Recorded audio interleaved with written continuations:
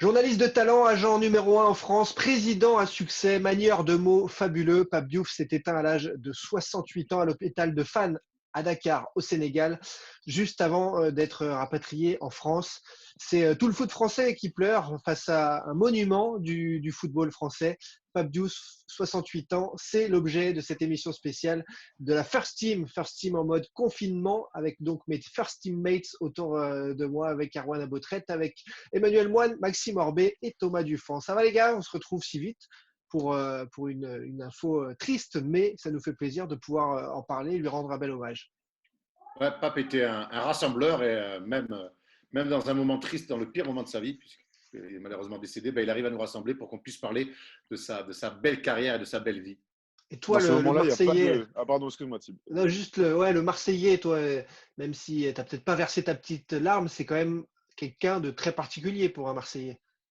Ah, c'est quelqu'un qui a marqué l'histoire du c'est sûr. Et puis moi, personnellement, c'est qui a travaillé avec mon oncle qui était journaliste marseillaise. Donc moi, j'ai vraiment grandi avec les histoires. Je les ai côtoyées personnellement. Mais mon oncle en a beaucoup parlé quand il était d'abord journaliste à la Marseillaise et qu'après ils se sont revus. Qui se sont revus quand il était président de l'OM. Voilà, quelqu'un, Emmanuel le confirmera aussi, parce qu'il a des infos, mais c'était un vrai, quelqu'un de vrai, voilà, avec des vraies idées, et ça s'est vu quand il a pris les rênes du club. Thomas, tu voulais dire? Oui, je voulais dire qu'on se retrouve pour parler de lui parce que dans ce moment-là, il n'y a plus de rivalité. Au Oui. contraire, on pourrait, tu vois, les plus idiots d'entre nous pourraient dire c'est une figure de l'OM, donc on va le tracher alors qu'il vient de décéder. Au contraire, j'ai vu énormément d'hommages hyper positifs sur la personne de Pape Diouf. C'est aussi pour ça qu'on voulait le faire, parce qu'il y a beaucoup de choses très intéressantes par le biais de sa vie, de sa carrière et évidemment ce qu'il a fait à la tête de l'OM. Mais c'était un grand homme par la taille, mais par ce qu'il a produit dans sa vie. Ouais, Il je y a pense des... que quand on voit tous les hommages qu'il y a eu, et même des hommages de la part des plus jeunes, et quand je pense aux plus jeunes, je pense aux joueurs jeunes, on a l'impression en fait, d'avoir perdu un peu une figure du paysage footballistique français que tu voyais depuis pas mal de temps. Et mine de rien, bah déjà l'annonce comme quoi il était en réanimation, il s'est passé très peu de temps en fait, entre l'annonce de son décès et le moment où on a su qu'il était en réanimation, mais j'ai vu pas mal de soutien arriver et au moment où il y a eu l'annonce de son décès, c'est vrai qu'au final, c'était, comme tu dis, Tom, plus de rivalité du tout. Tout le monde s'est uni et tout le monde était triste de voir partir Pape Diouf. Mais après, parce que c'est aussi une certaine idée du football français qui meurt avec Pape Diouf. Parce qu'aujourd'hui, on ne va pas se le cacher, le football, qu'est-ce que c'est? Il n'y a plus beaucoup de grands bonhommes, il y a beaucoup de technocrates inodores, incolores, des joueurs un peu déshumanisés, un marché des transferts, une formidable bulle spéculative. Et avec la mort de Pape Diouf, bah, quelque part, il y a toute cette nostalgie aussi qui en ressort pour tous les passionnés de football, comme vous l'avez dit. Et il y a aussi une certaine défense, on va dire, de l'institution de l'Olympique de Marseille pour les supporters de l'OM qui forcément doit leur manquer par rapport à la période qu'ils vivent aujourd'hui. Puis quand tu parles de technocrate, en plus, il y a quand même une réalité, c'est que, comme l'a dit Arwan au début, le mec est parti de rien. Il l'a même dit en interview plusieurs fois, j'ai été le premier en tout, j'ai été le premier journaliste africain responsable de rubrique sportive en Europe, premier agent de joueur africain, premier manager d'un grand club européen.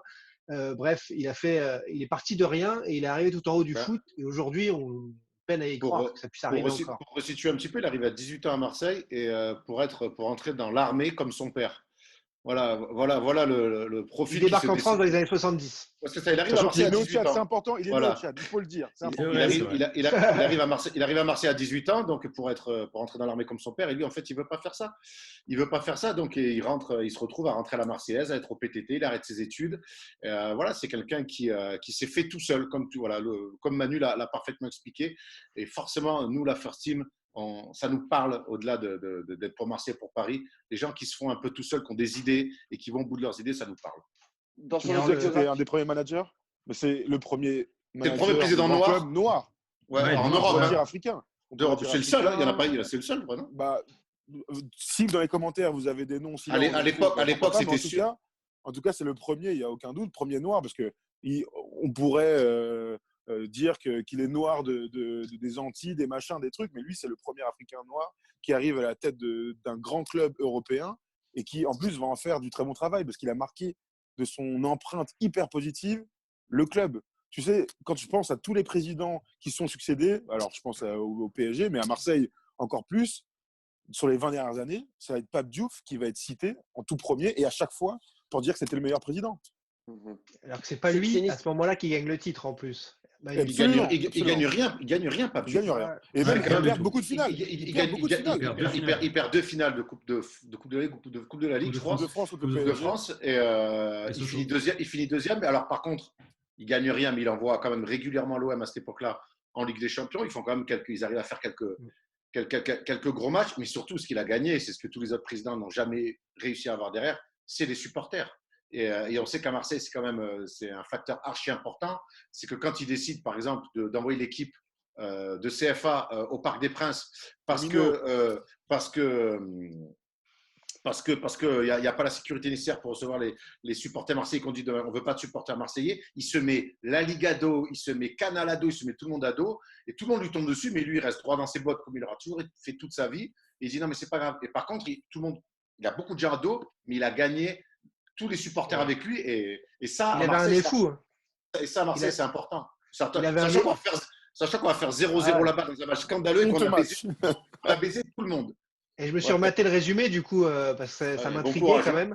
Et ben, non mais ouais, Ça a justement. duré 15 secondes. Il n'y a pas 100 000 trucs. Non, mais ce que je voulais voir en fait, c'était les équipes surtout parce qu'il y a quelques joueurs des minots de Marseille qui ont éclos. Il y a Boccali notamment qui est devenu champion de France, etc. Mais ce que je veux dire, c'est que il a eu du nez et c'est là où il sentait les choses et c'est pas devenu un des agents les plus imposants du milieu pour rien parce qu'il sentait le truc. Il savait que sa petite équipe de minots, il y avait quand même un coup à faire face à ce cataclysmique PSG et il réussit le truc. Et à l'arrivée, 15 ans après, on se souvient du positif de cette histoire alors que sur le moment, on se disait mais qu'est-ce qu'ils font? C'est des fous. Et c'est Après, ça lui, je pense qu'à ce moment-là, pour avoir relu quelques articles à propos de ça, et il faudra que tu nous donnes ton avis, Erwan, mais à ce moment-là, je pense qu'il s'en fout complètement de se mettre toute la France du football à dos, qu'il s'en fout de perdre 5-0. Lui, il veut une seule chose, c'est se mettre les Marseillais dans la poche. Et il réussit à faire ça quelque part. Alors certes, il y a entre guillemets l'exploit sportif qui l'accompagne, mais lui, ce qu'il voulait absolument, c'est avoir les supporters marseillais dans sa poche. Oui, là, ça a dépassé complètement le cadre du résultat sportif. Ils vont là-bas, ils font 0-0, c'est la cerise sur le gâteau. S'ils avaient pris 7-0, ça aurait été pareil. Ils avaient rien à perdre. Si Paris avait battu l'équipe de CFA, mais qu'est-ce qu'il y a alors Je suis absolument pas d'accord. Rappelle-toi du. Moi, je peux te dire qu'à l'époque, à Marseille, personne dit ah putain, ça crasse son père. Tout le monde dit il a raison, on est derrière pas. Qu'on en prenne 7 là-bas. Rappelle-toi du contexte. Tu as deux choses qui sont importantes à prendre en compte dans ce contexte-là. Tu es en plein procès des comptes falsifiés de l'OM qui fout une pagaille de dingue au sein du club et qui fait vraiment pas une très très belle pub au club. On se rappelle qu'à l'époque, même Robert Louis Dreyfus était entre guillemets mêlé malgré lui dans ces procès-là et on commençait à évoquer le fait que Robert Louis Dreyfus puisse quitter l'OM, ce qui était complètement impensable. L'OM n'était pas dans une situation sportive qui était vraiment terrible et au moment où Pape Diouf annonce ça, on se dit mais il est malade, c'est un suicide le truc. Pourquoi il fait ça? Mais attends, Manu, de quel prisme? Moi, j'entends ce que tu dis, tu as tout à fait raison, mais quel est le prisme là? Quel est le prisme? Le prisme, il est journaliste et l'autre France du foot ou il est marseillais? Oui, alors forcément, mon prisme à moi n'est pas un prisme marseillais, tu as entièrement raison là-dessus, mais je ne suis pas sûr, et d'ailleurs José Anigo l'a dit tout au long de la journée dans les réactions qu'il a pu avoir sur les différents médias, il dit en vérité, si on se fait gifler au parc ce jour-là, on sait très bien, et Pape et moi, que le lendemain, il faut qu'on fasse nos valises et qu'on se casse. Et même lui, à l'époque, avait trouvé ça complètement incroyable, un coup de poker. Il en parle lui-même, José Anigo, il dit que c'était un coup de poker à ce moment-là. Ouais, c'est un coup de poker, mais réussi comme il a souvent fait quand même dans sa carrière, parce qu'après, je vous reposerai, en se remémorant ensemble, je vous reposerai 2-3 questions sur certains joueurs. Et quand vous parlez, on parle de ça, de l'unité qu'il a réussi à créer chez le peuple marseillais autour de lui. C'est quand même très rare à Marseille et c'est très fort de sa part. Et moi, ça m'a fait me souvenir, parmi les anecdotes, parmi ce que j'ai lu aussi, de cette affaire de Santos Miraciera, qui s'était battu avec les supporters marseillais à Madrid. Et lui, il avait décidé de prendre ses patins au-dessus de l'UEFA, au-dessus de la FIFA, qui tu veux, et de dire nous on met un avion, on le ramène à Marseille et c'est tout. On sait pas, on va lui faire confiance. Et c'est fort. Aujourd'hui, il y a tellement de présidents, je ne sais pas ce que vous en pensez, qui se cachent derrière les instances, qui vont pas quelle se mouiller, est la différence? Quelle est la différence entre Pape Diouf et tous les présidents dont tu fais allusion là? Il y en a deux. C'est un amoureux du foot déjà. La première chose, c'est qu'il connaît Marseille. La Voilà, deuxième chose, déjà. c'est qu'il connaît le football. Et qu'il Voilà. connaît le football. Ouais, ben voilà. Et Mais c'est surtout, c'est il bien connaît le pour être football. président de foot, ça. Il connaît le football, mais C'est tellement rare. et surtout dans une ville comme Marseille, il connaît Marseille. Il a bossé la Marseillaise. La Marseillaise, la rédaction, elle est à la Place Thiard, elle est plein sur le Vieux-Port. Il est pote avec Louis Acariès. Il connaît Marseille. Il connaît pas l'OM, il connaît Marseille. Il sait comment cette ville, elle vit la nuit, le jour. Il connaît les rouages. Il sait qu'à un moment donné, ce qu'il faut faire pour que, il sait qu'il a besoin que les supporters poussent le club. Sans ses supporters, l'OM n'est plus l'OM. Et ça, lui, il l'a compris, il l'a toujours su. Et c'est la grande différence avec tous ces arrivistes qui lui ont succédé derrière. En fait, ce qu'il raconte Absolument. dans son autobiographie, c'est super intéressant. Il dit, j'arrive en 1970 à Marseille. Il arrive en bateau à ce moment-là. Il dit, j'ai un costume gris, hyper mal taillé, archi dégueulasse. Et j'arrive dans Marseille et je vais rester 2 semaines avec le même costume. Et il dit, en fait, le premier truc que je fais, c'est je vais au Vélodrome. On est en 70 à ce moment-là. Le Vélodrome vient de supprimer sa piste de vélo et d'athlétisme tout autour du stade. Et il dit, moi, je vais en tribune populaire, sous la tribune Gannet. Où en fait, dans ce lot, il y avait une tribune, la tribune populaire, c'était une tribune debout, pardon, où tu rentrais moyennant 4 francs. Et il va voir un match contre Prague à ce moment-là, et il dit, à partir de ce moment-là, plus jamais je vais rater un match de l'OM et je vais tomber amoureux de ce Vélodrome. Et c'est ça que je trouve extraordinaire dans son histoire, ce mec-là, c'est que il commence en étant voilà, un mec qui déboule comme ça à Marseille, ne connaissant quasiment personne. Il tombe amoureux de ce stade Vélodrome. Il deviendra journaliste par la suite par un heureux hasard, puisqu'il a un copain en fait communiste à la Poste qui l'emmène en fait à la Marseillaise. Il commence à faire des piges comme ça gratos le dimanche. Il traite d'ailleurs d'abord le basket. Ensuite, il devient Le correspondant basket de l'OM. féminin. Le Incroyable. basket féminin, tu as raison, exactement. C'est Il fou. devient agent de joueur, Tapi. Il s'écharpe avec Tapi, qu'il connaissait bien lorsqu'il était journaliste. Et finalement, Tapi tombe amoureux quand même de ce mec-là au fur et à mesure. Il en devient ensuite directeur sportif, puis président. Il a connu toutes les strates, on va dire, de l'Olympique de Marseille. Et c'est ça qui est extraordinaire dans son histoire à Pape Diouf. Il y a un truc que j'aime beaucoup avec Pape Diouf, c'est qu'il y a une espèce de rumeur qui est restée depuis ces années à Marseille, le même type de rumeur que Benzema était à Naïsna. La même rumeur, c'est-à-dire que Pape Diouf est le président de l'OM champion de France 2010. Tu vois, quand tu ouvres les yeux, on a l'impression que c'était lui le président, alors qu'il se fait débarquer un an avant. Le bébé à Dacier, et Dacier a juste eu à se friser les moustaches. C'est lui qui fait le dire Deschamps, je il pense. va chercher Eric Guéret, ça se passe très bien. Ils construisent l'équipe. Et puis Deschamps sublime l'équipe qui était à peu près en place. Et c'est effectivement Pape Diouf qui commence les premiers rendez-vous avec Didier Deschamps. Finalement, ce n'est pas lui qui va le faire signer, parce que il part de lui-même alors que Robert Louis Dreyfus est malade. Il y a toute cette histoire-là où il ne s'accroche pas à ce poste. Tu sais, quand tu aimes quelqu'un, tu es aussi capable de partir parfois pour le bien de l'autre personne. Et Pape Diouf, c'est aussi ça, c'est qu'à un moment donné, eh bien, il est parti comme ça. On aurait tous adoré peut-être qu'il reste plus longtemps. Tu vois, c'est le titre de président. Tu as envie de le voir pendant 5, 10, 15, 20 ans à la tête d'un club, tant qu'à faire. Et moi, j'ai toujours cette idée que Pape Diouf est le président de l'OM, champion de France 2010, alors que ce n'est pas du tout vrai. Est-ce Et qu'il y a d'ailleurs, pas Mais tu trouve sais qu'il y a un pourquoi, truc marrant dans tu sais cette que histoire. juste pour revenir, la raison de son départ, pardon Max, la raison de son départ, c'est qu'il s'embrouille avec Vincent Labrune, Ouais, exactement. qui est un complotiste avéré, qui d'ailleurs prendra la suite. Non, mais au bout d'un moment, moi je veux bien tous ces gens-là. Et Robert Louis Dreyfus, qui est un mec très influençable, malgré tout le bien qu'il a fait à l'OM, voilà, sous Vincent Labrune, Robert Louis Dreyfus se sépare de Pape Diouf en juin 2009. Parce que bon, il est apparemment, soi-disant, il est absent. Il a des absences répétées au conseil de surveillance. C'est Diouf qui se retire. C'est Diouf qui part. Diouf le fait volontairement. En fait, l'histoire, c'est que il y a on s'est compris quoi. Mais c'est Vincent Labrune qui veut prendre le pouvoir et qui fait. Il est proche de Margarita, mais qui n'est pas seul. Exactement. Ouais. En fait, Robert Louis Dreyfus est dans un état cata du côté de la Suisse où il réside avec Margarita. Et ce qui se passe, c'est qu'il y a en effet un complot de l'entourage de Margarita, pour être très clair, qui veut pousser Pape Diouf vers la sortie. Et ce qui se passe, c'est que lui prend un avion avec l'un de ses conseillers pour aller voir Robert Louis Dreyfus. C'est d'ailleurs la dernière fois qu'il verra le Robert Louis Dreyfus de sa vie. Et dans l'avion, son conseiller lui dit, voilà, il y a lui qui veulent te sortir. Grosso modo, tu n'as aucun parachute à part Robert Louis Dreyfus. Et lui, il pense arriver en Suisse et pouvoir converser normalement avec Robert Louis Dreyfus et être appuyé par Robert Louis Dreyfus. Et en fait, il arrive en Suisse et il voit quoi? Un homme qui va mourir, qui a quelques jours de mourir, un homme qui ne peut plus physiquement, on va dire, gérer les affaires de l'OM. Et en fait, il n'y aura même pas de discussion. C'est-à-dire que Robert Louis Dreyfus lui dit « Écoute, Pape, tu as toute ma confiance, gère cette situation de crise et cette problématique de politique qui est en interne au club. » Et quand il rentre dans l'avion et qu'il revient donc à Marseille, il prend de lui-même la décision en se disant « Je ne vais pas demander l'appui de Robert Louis Dreyfus parce que ce n'est pas possible et qu'il est dans un état catastrophique. Donc, je vais partir de moi-même et ce sera plus simple comme ça. » Oui, il s'est fait avaler finalement en fait. Mais ce qui est assez fou, c'est que moi, ce que je trouve brillant, c'est que, comme on l'a dit, c'est un supporter, c'est un fan de l'OM, c'est un dingue du club.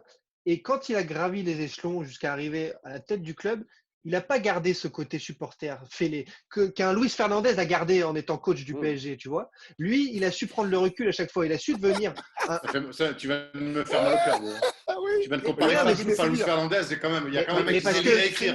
Il y a un mec qui sait lire et écrire quand même. Ouais, mais il y a des gens qui vouent un culte Non, mais pour il a Luis raison, Fernandez. Et Fernandez, lui, il est complètement resté supporter. Et ça que je veux dire, c'est que lui, il a pris cette stature alors qu'il vient de rien, et ça, c'est génial. Il a réussi, à gérer des joueurs comme Djibril Cissé, il le raconte là encore pour lui rendre hommage en disant « Je me suis pété la jambe avant la Coupe du Monde 2006. J'avais déjà la parole de Diouf pour signer à l'OM, mais après Liverpool, mais avec ma jambe pétée, c'était mort.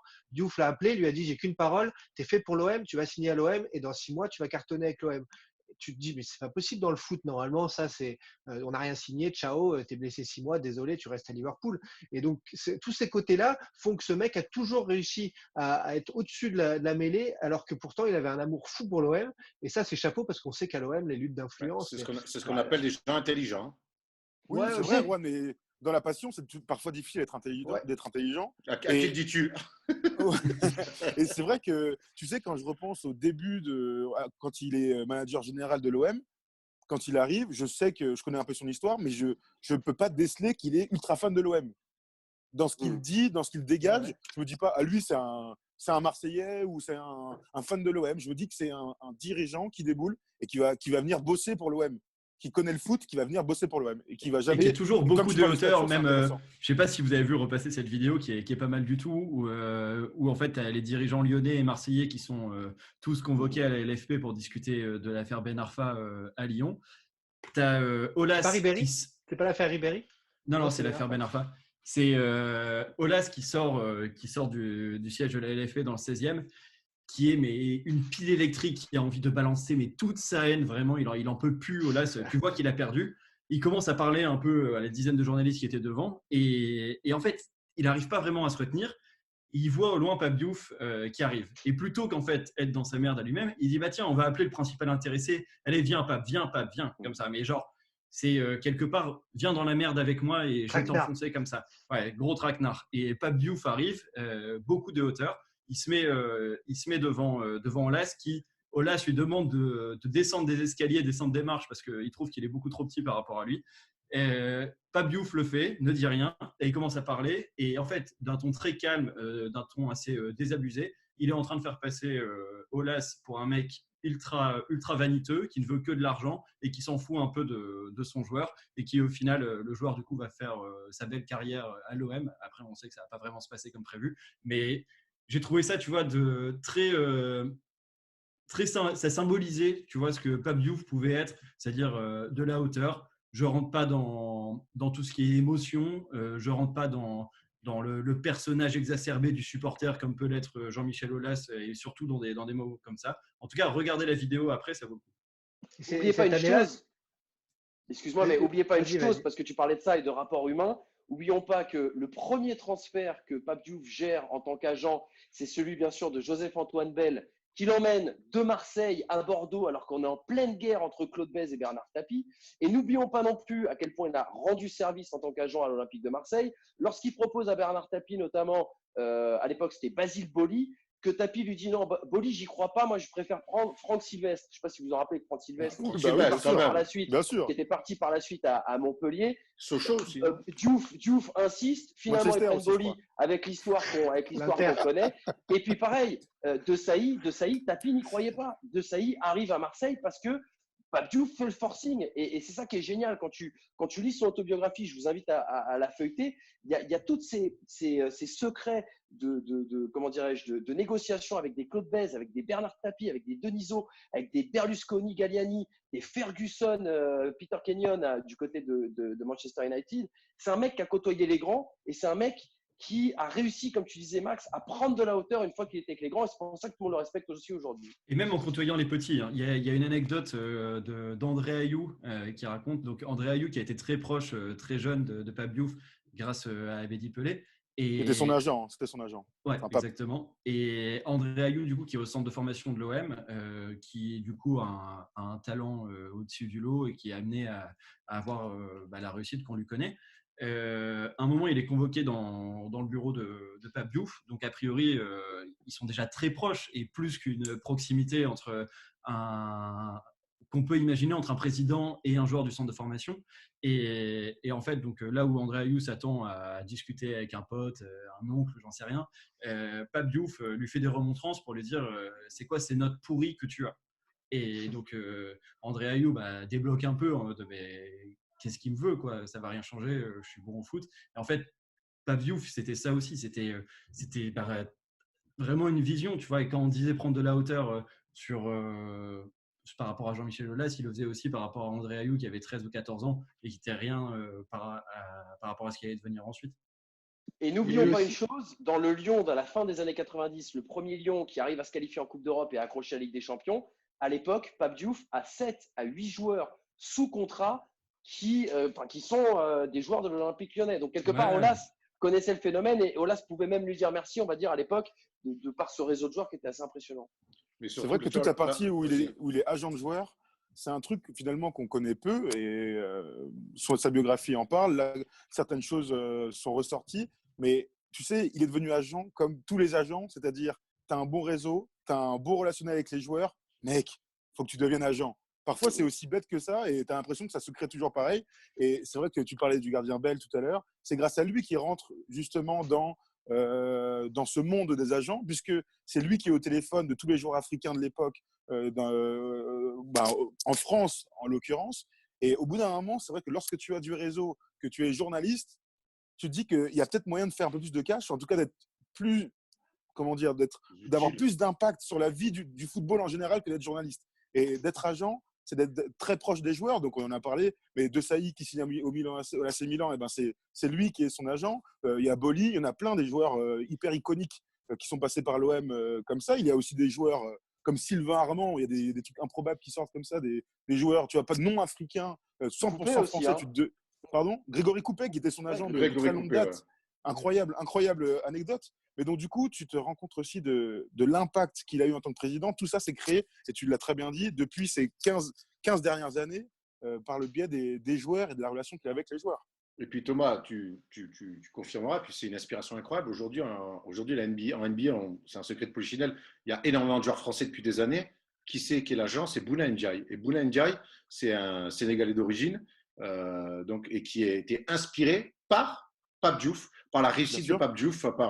Et aujourd'hui, Bouna Ndiaye, c'est pas un petit agent de basket qui s'en sort tranquillement. C'est un mec qui pèse dans le milieu NBA, qui a fait signer parce qu'on parle beaucoup des contrats de Rudy Gobert, Nico Batum ou d'Evan Fournier. C'est Pape Diouf et son agence Comsport qui sont derrière tout ça. Donc c'est aussi un mec. Bouna Ndiaye. J'ai dit quoi? Pape Diouf. Non, j'ai dit donc pardon. Donc c'est Pape Diouf qui a inspiré aussi énormément de gens derrière lui à aussi sortir et à se dire mais moi je peux aussi y arriver. Et ce qui est génial, c'est que... Oui, vas-y Thibaut, pardon. Non, ce que je voulais dire pour rebondir là-dessus, c'est que c'est une main de fer, gant de velours, tu vois. C'est ça qui est génial et comme tu le dis, ça a inspiré des Bouna Ndiaye. Mais parce que moi, ce qui m'a marqué, c'est 2006 par exemple. 2006, tu as Ribéry qui explose aux yeux du monde entier la Coupe du Monde. Et derrière, il fait le 20h TF1 pour dire je veux aller à l'OL, à Lyon. Donc là, le peuple marseillais est fou. Tu te dis, Aulas va cracher l'argent, il va partir. Et lui, il dit non. Il l'envoie un an après au Bayern. Il dit non, c'est terminé. Il dit, si tu ne veux pas jouer, tu iras en réserve. Et si tu ne veux pas jouer en réserve, je ne te payerai plus. Point barre. Et là, tu te dis, OK, là, on a un mec en face, un taulier. Le mec, il sait où il va. Et derrière, qu'est-ce qu'il fait? Il va même chercher Ben Arfa à l'OL pour le ramener à l'OM. Alors, avec plus ou moins de succès. Mais peu importe, en tout cas, on montrait qu'il y avait un taulier à l'OM que l'OM était un grand club et qu'il n'y avait pas photo. Et quand on s'adressait à lui, on ne faisait pas forcément le poids. Il est l'institution. Et là où tu as raison, voilà. Non mais attends, et là où tu as en plus raison, c'est que cette histoire Ribéry, elle part de quoi? D'une commission, une rétro-commission demandée par l'ancien agent de Ribéry qui est un petit peu zinzin. Et lui, si tu veux, il va même aller jusqu'après le passage. C'était l'ancien agent de Ribéry qui s'est fait virer d'ailleurs par la suite, mais qui avait une emprise terrible sur Franck Ribéry. Il y a tout un passage dans le bouquin qui est très important, qui est très intéressant. Et il va aller juste après le passage de Ribéry dans le 20h, il appelle Aulas et il lui dit, si Ribéry signe chez vous, vous verrez, je me couperai les couilles. Et Aulas rigole. Et quelques jours après, on connaît la suite de l'histoire. Il aura gain de cause dans cette affaire. C'est vraiment un personnage fabuleux et un personnage passionnant et qui va laisser une trace vraiment indélébile. C'est pas un mot facile, passe-partout du tout. Là, c'est vraiment. Même, je dirais, je sais pas si ça vous arrive de regarder Canal en semaine, mais en tant que consultant, il était vraiment, vraiment intéressant. C'est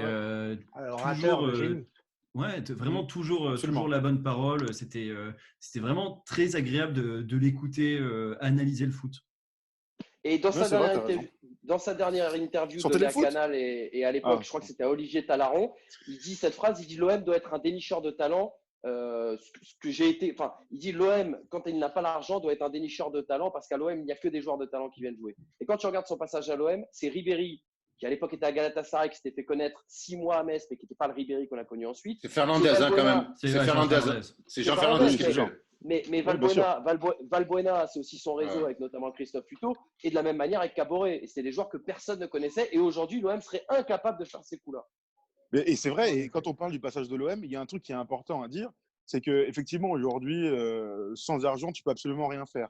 Mais le passage de Pape Diouf à l'OM, c'est un moment où il ne veut pas demander d'argent à Robert Louis Dreyfus. Et donc, par son biais, les finances sont saines. Et on sait combien à l'OM, ces 20 dernières années, on peut compter sur le doigt d'une main le nombre de saisons où les finances sont à peu près à l'équilibre. En ce moment, on parle de 90 millions de trous et ça met le club complètement dans la merde, même si on a appris aujourd'hui que le fair play financier était annulé pour la saison prochaine par l'UEFA. Bravo, tant mieux, il y en a qui ne descendront pas en national, comme ça. Quand je l'ai lu sur un site marseillais, je crois que c'était un poisson d'avril au départ. Oui, moi d'ailleurs, c'était un poisson d'avril.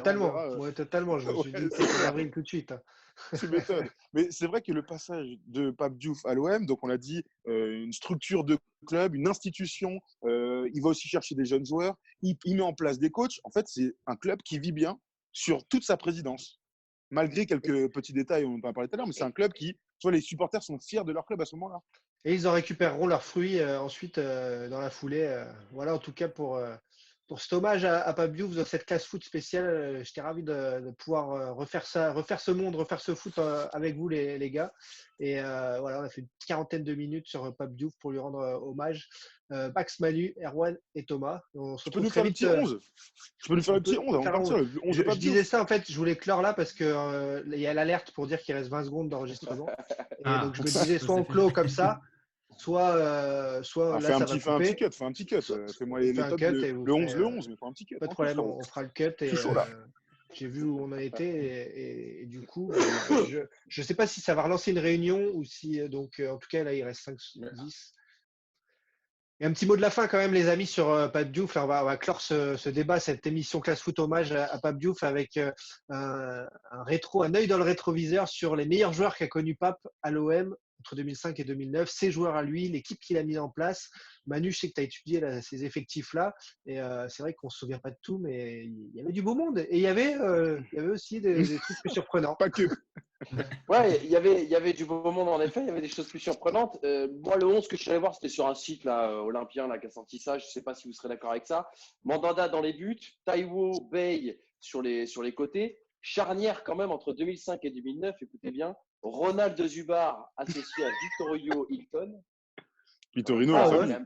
C'est quand même pas Vittorino, la famille. Tu sais qu'il y a eu des. Attends, avant de nous dévoiler la suite, tu sais qu'il y a eu quand même des Julien Rodriguez, JV, qui n'ont pas été dégueux. Enfin, JV, son passage est catastrophique. Non, il est cata. Il y a eu Laurent Bonnard. Zubar, c'est pas ouf.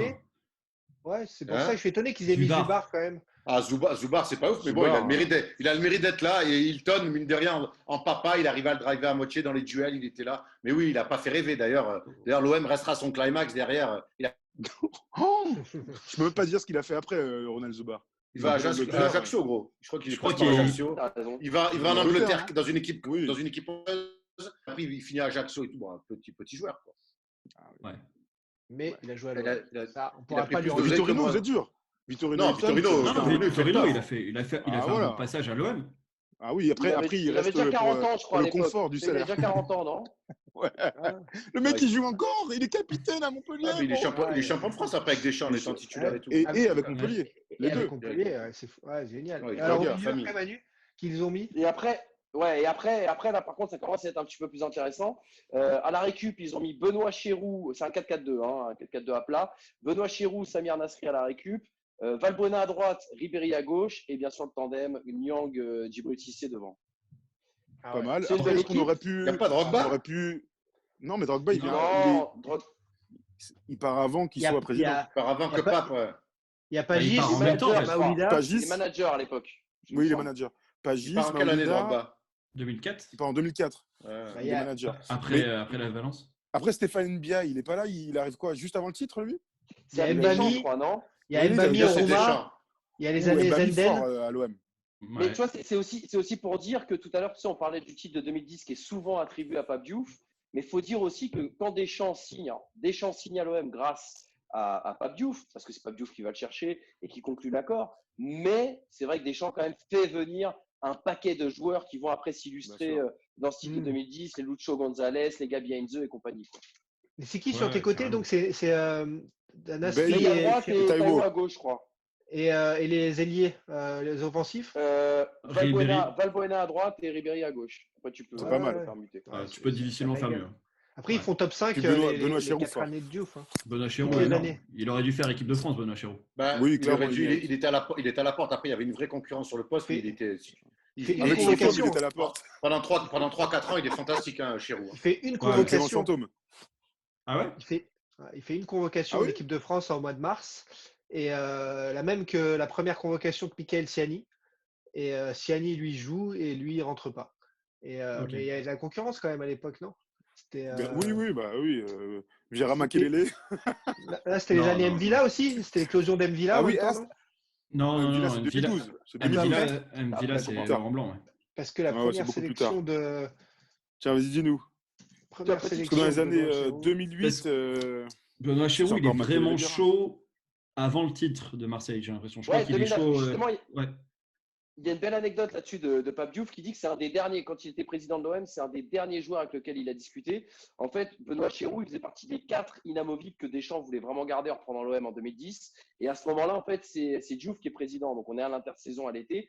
Et Chéroux rentre dans le bureau de Diouf. Il lui dit « Bon, Pape, j'ai fait une belle saison. » Ah, lui, il fait « Ouais, t'as fait une très belle saison. » Il fait « En plus, Deschamps, il a dit que je faisais partie des 4 qui ne devaient absolument pas partir de l'OM. » Et puis Diouf, il fait « Oui, je sais, ouais, Didier m'a dit. Il dit « Bon, bah, président, on va revoir mon salaire à la hausse. » Et puis Diouf lui dit « Mais attends, tu gagnes combien, toi ?»« Ah, je suis déjà à 100 ou 120 000 euros, je crois. » Il fait.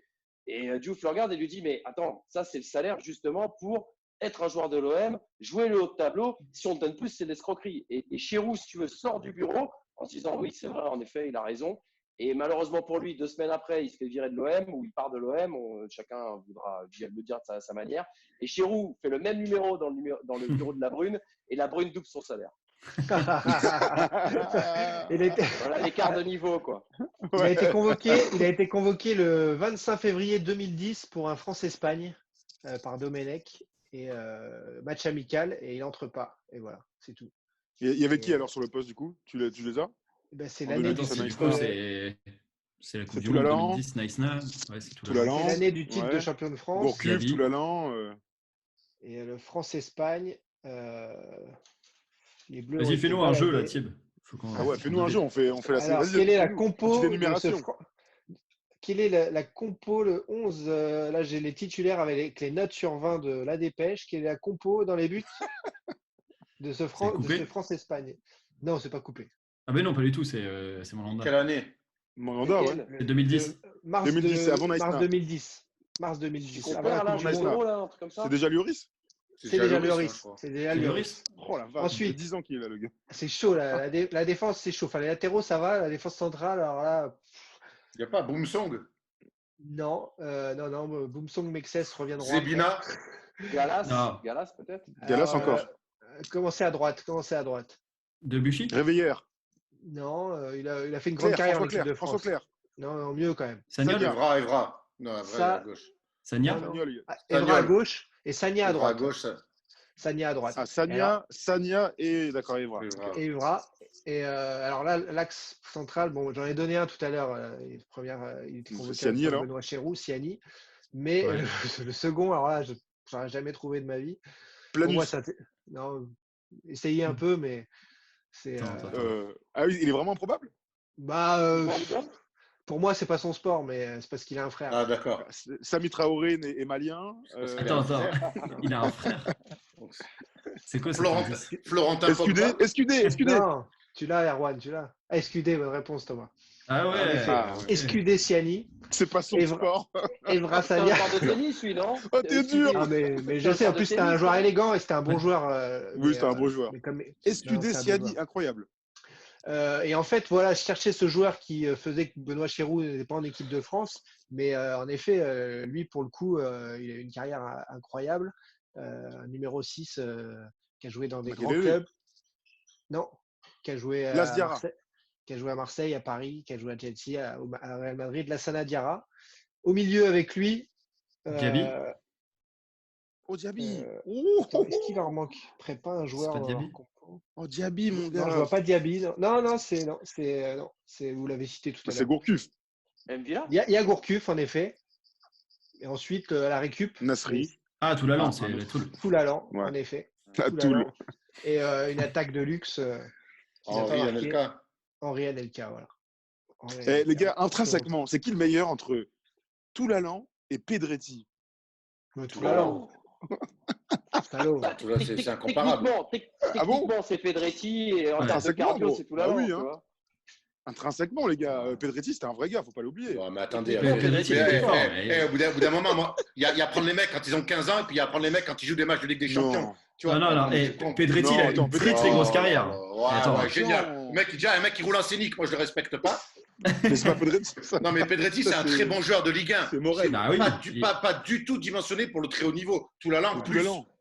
Ah bon? Après, Pedretti, il est toujours en haut en France. Hein. Et même avec Auxerre, et même avec Lille derrière, quand il arrive et qu'il est. Pas tout la langue. Bah, j'ai l'impression que Toulalan a plus de passages à vide que Pedretti. Après, Bah, moi, je trouve que. non, moi, je non. Merde alors. faire Il y a tout quand même le un mec, qui fait des grandes Pedretti, soirées Ligue des Champions parce que tu fais une soirée où Pedretti te raconte ses grandes soirées Ligue des Champions. À 18h30, t'es rentré chez toi, gros. Bah, le grand problème de Pedretti de sa carrière, c'est à un moment donné, il a le choix entre C'est sa Paris et tête. Marseille. Il va au PSG, frère. Il va à Marseille, gros. Le délai- Tu vas au PSG, gros, tu vas à Paris, tu fais une autre carrière. C'est ça la réalité. Ah, ouais. c'est vrai que c'est connu Ah, que mais c'est attends. toujours, surtout à l'époque. hein. Paris, ils ont toujours eu d'autres joueurs. Pedretti. C'est sûr. Demande Tu à sais- Elbuik, comme c'est bien d'ailleurs. À Landrin. Tu sais- Demande à Landrin. Oh là là. Oh, non. Landrin, il jouait Et le je match me- contre les Minots, là, dont on parlait tout à l'heure. Oh, tu m'étonnes. Tu sais, je repensais à Pedretti et je suis allé voir un PSG Auxerre au parc. 4-2 pour Auxerre, alors que Néné met une frappe sous la barre extraordinaire avec un doublé ou un triplé de Denis Olièche. Denis Olièche. avec, avec que des ouvertures de Pedretti. Olièche, il courait à 37 km/h. C'était extraordinaire. Ouais. Et ça, Pedretti, c'est- ça- elle Cette, est c'était cette qui, en fait équipe-là, c'est une fraude, cette équipe d'Auxerre. là, c'est Cédric Angebar, là, d'ailleurs, qui est arrivé en équipe de France à un moment donné. Là. Oui, Putain. Angebar. C'est leur Je dernière crois Ligue qu'il a des une Champions. sélection. Je sais pas, je pense pas, mais il joue Angebar, avec il des est- champions, en tout cas, contre crois qu'il est l'Ajax. convoqué, Milan. enfin, C'est pas là où il sort Samaritano aussi. Ouais. Il le lance à ce Attends, moment-là. Angebar. Attends, tu peux vérifier, Max, s'il te Ça plaît, part. Angebar. Ouais, ne je pas te regarde, je plaindre. regarde. Les gars, on Samaritano était et tout, censé et- faire un hommage à Pape Diouf, on est en train de parler de Ouais, Angebar. c'est Qatar. Ah, c'est ça qu'on aime, gros. On aime le foot, frérot. On aime le foot. On a fait, attend sachez-le, qu'il se pour cette qui nous regarde, on a Oui. fait 40 belles minutes sur Pape Diouf. Et depuis, bon, en effet, on a eu envie de parler de foot et de tout le foot Ah oui. jusqu'aux dernières épopées de Ligue des Champions Non, mais d'Auxerre. C'est pour Tout dire. l'allant Pedretti, il y a une Formule 1, il y a un karting, faut pas déconner. Quand même. J'ai bien dit intrinsèquement. Oh, non. J'ai En dit tout cas, Cédric intrinsèquement, Angebar n'a pas attention, joué en ouais. équipe de France. hein. Ah, merci, Ouais. attends. Non, les fake Ouais, news, parce là, que, comme ça. Si Clément Chantôme. Si, il a mais pas joué en équipe de e-sport, France. c'est devenu un très fort joueur à FIFA. Donc Cédric Angebar. Catastrophe. Ah, bravo les gars, en tout cas. On clôt de cette très belle manière. Attends, c'était qui le défenseur, juste pour finir sur Auxerre? Ils n'avaient pas Christing. C'était Mike Lichting. Oh là là là là là. Ah ouais, Mais les si, Suisses, là, un ou un truc beau comme bourrin. ça, là. Attends, Ouais, par contre, ouais. ça fait un super numéro 10, un Danois. Ouais. Kalenberg. Kalenberg, super Ah, joueur. Super joueur, Kalenberg. Tenio, C'était Fabien. Lionel Matisse aussi. Bon joueur, Mathis. Bon joueur, attends. Oui. Ouh, Bah Non, oui. non, mais si, mais ça me fait rire. Dans la lignée de la Se Chuer. remémorer des blazes. la sueur de fou. La C'est Chuer. tellement toujours comme ça. Il y avait pas, est-ce Ça, qu'ils c'est- n'avaient pas. Attends, non, Johan Roudet, c'était un Sochaux, ça. Ah, Non, mais mais Roudet, Bravo. il- Pas joué au Auxerre. Ah, il y a Radé. Radé, Radé, c'est l'époque de Djibril Cissé, Boubsong et tout. Ouais, ouais. Ouais. Ouais, il finit. Il est latéral à ce moment-là. Ça, c'était une Ouais, belle bon. équipe de Ligue 1. Bravo. En Olivier 4-3-3. Thomas. C'était beau. C'était beau. Olivier Bah, Thomas. la classe foot spéciale AGA pour très bientôt. Ouais, on va en reparler en privé quand même. C'est le problème, les confinés, ça nous tape sur le système d'être confinés. Mais bon, c'est comme ça. Ouais. C'était bon de se reparler de Pape Diouf et de cette OM 2005-2009 ensemble, et même de toute sa carrière magique et tous les joueurs qu'il a épaulés. Ce magnifique orateur, grand dirigeant qui laissera une trace indélébile donc, sur le foot français. Les gars, on se retrouve très vite pour notamment un quiz que nous a préparé Erwan. J'ai hâte de participer. Et puis, Il est prêt. d'autres émissions selon l'actu qui, ma foi, nous rattrape assez vite finalement. Allez, à très vite. Bye bye. Et puis, n'hésitez pas à aller Ciao, les gars. jeter un œil à toutes les multiples vidéos de sport qu'il y a sur la chaîne First Team Sport. À bientôt. Salut les gars. Salut les amis. Ciao, ciao.